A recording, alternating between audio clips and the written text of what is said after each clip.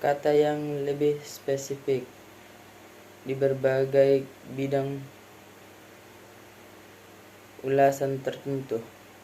Pembagian kosakata menurut penggunaannya. Kosakata aktif banyak digunakan dalam berbagai wacara. Yang kedua, kosakata pasif hanya menjadi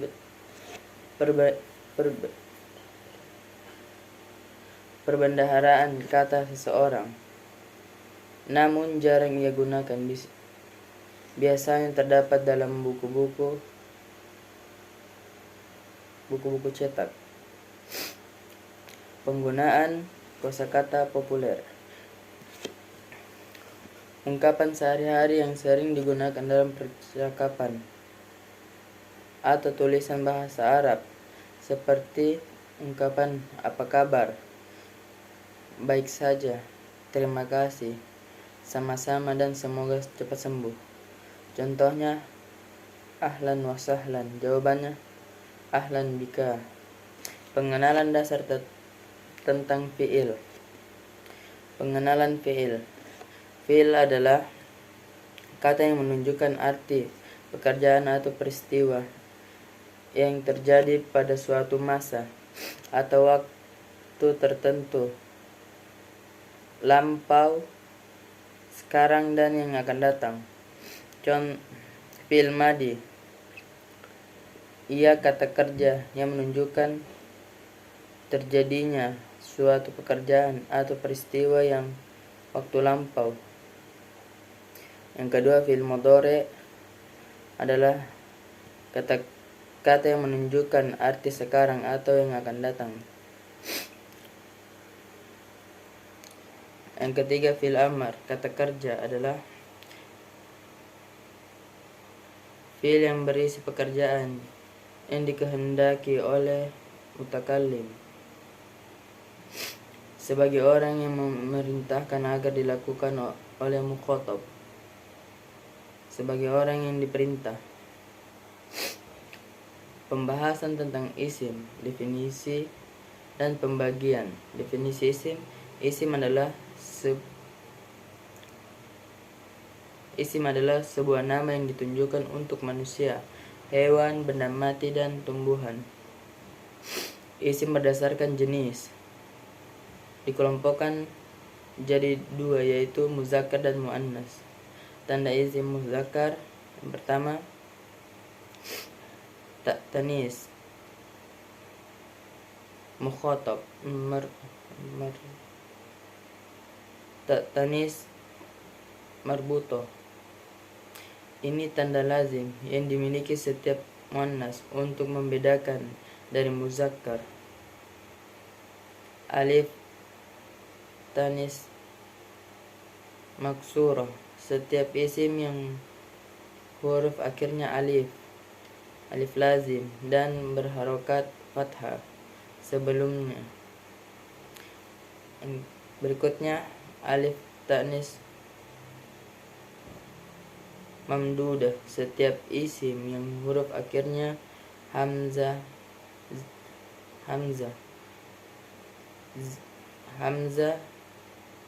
Contohnya Hamzah, Zaidah, dan sebelumnya. Terdapat alif mad.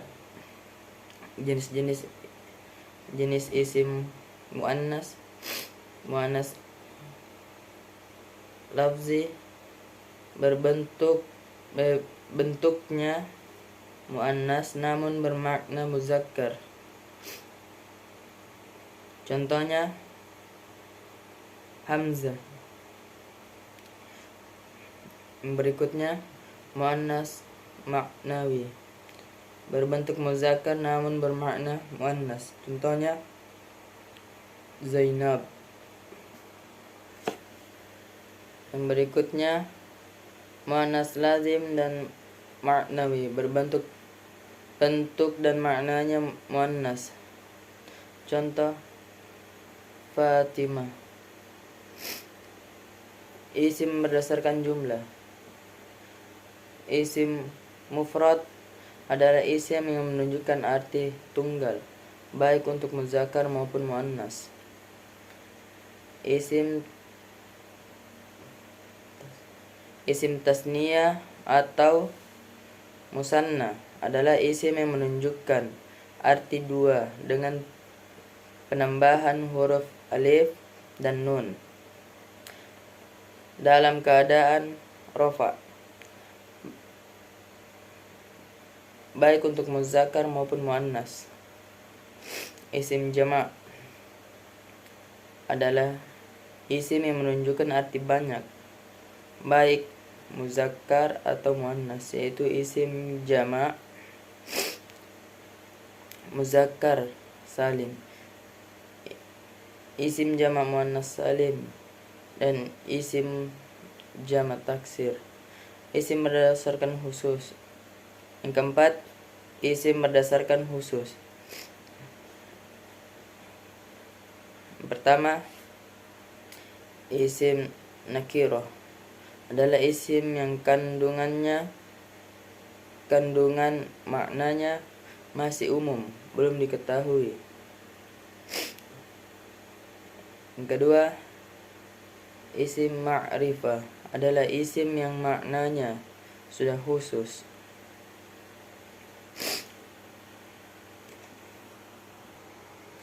Isim mufrad. Saya akan menjelaskan lagi isim mufrad, isim muannas, isim jama'. Isim mufrad adalah isim yang menunjukkan makna tunggal. Isim mufrad memiliki tanda i'rab berubah doma untuk rafa, fathah untuk nasab, dan kasrah untuk jar.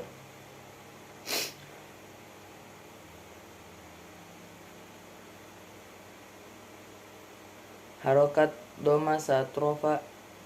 Contoh saat rafa: Zahaba Muhammadun ilal masjidi. Muhammad sudah berangkat ke masjid. Harokat kasroh saat jar.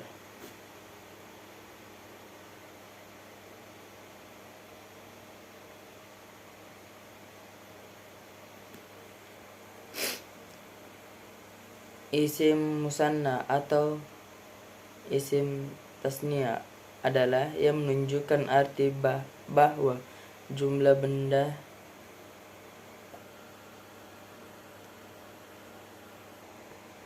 jama' taksir merupakan kata yang menunjukkan makna lebih dari dua, yang bentuk katanya berubah dari bentuk mufradnya.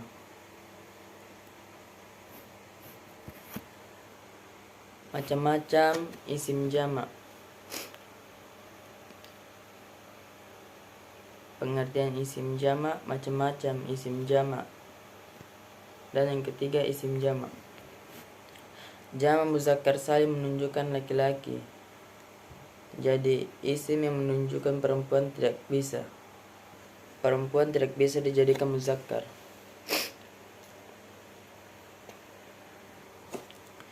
Jama' muannas salim. Adapun kata keduanya adalah termasuk jamak taksir dan bukan jamak muannas salim, karena alifnya itu bukan alif tambahan, melainkan perubahan alif dari huruf ya. Bentuk mufrad keduanya. Yang berikutnya, pengenalan tentang isim dhamir. Pengertian isim dhamir adalah tiap isim yang dibuat untuk mewakili mutakallim, mukhatab, ghaib. Mutakallim yaitu nahnu dan ana. Mukhatab antum, anta. Ghaib huwa, hum. Dhamir atau kata ganti ialah isim yang berfungsi untuk menggantikan atau mewakili penyebutan sesuatu atau seseorang maupun sekelompok benda atau orang. Menurut fungsinya domir ada dua, yaitu domir rofa yang berfungsi sebagai subjek, dan yang kedua domir nasab yang berfungsi sebagai objek. Domir rofa dapat berdiri sendiri sebagai satu kata, sedangkan domir nasab tidak dapat berdiri sendiri atau harus terikat dalam kalimat. Domir juga merupakan isim ma'rifat yang mabni. Maksudnya isim yang tidak bisa berubah harokatnya, kesudahannya, baik dalam suasananya nasab maupun jar, sehingga bila ia rofa menempati. Kenal juga dengan kata yang menunjukkan makna ia, kamu, saya, ataupun sekarang, baik berdua atau banyak, laki-laki atau perempuan. Pembagian domir munfasil merupakan domir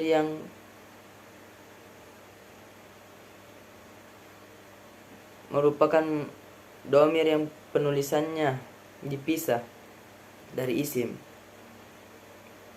Sebab domir munfasil ialah domir yang berdiri sendiri.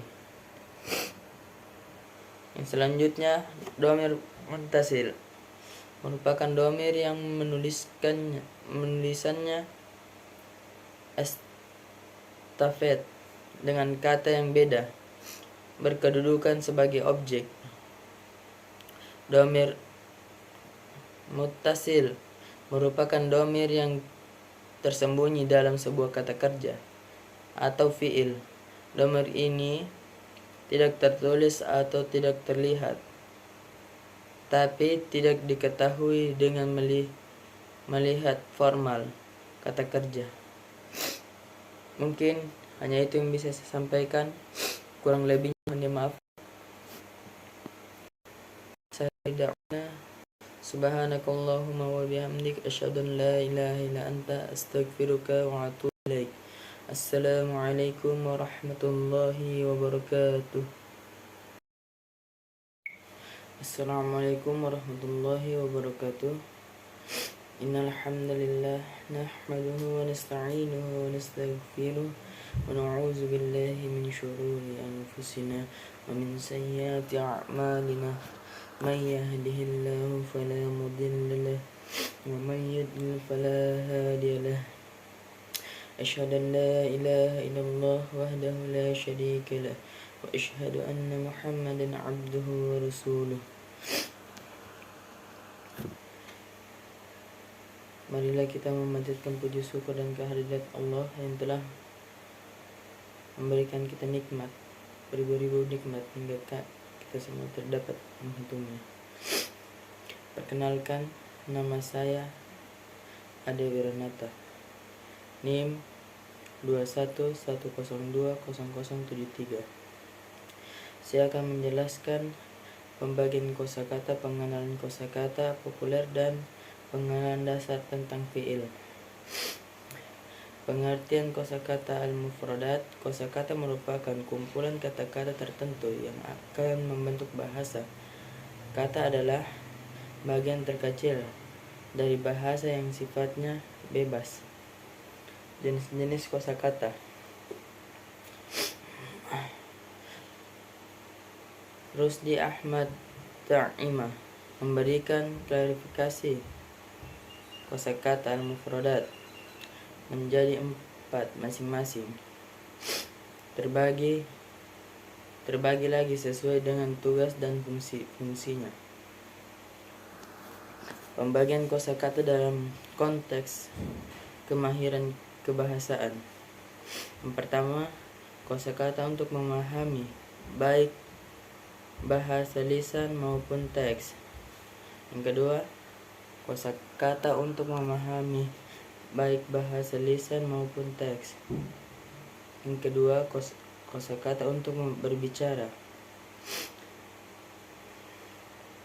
baik pembicaraan informasi maupun formal.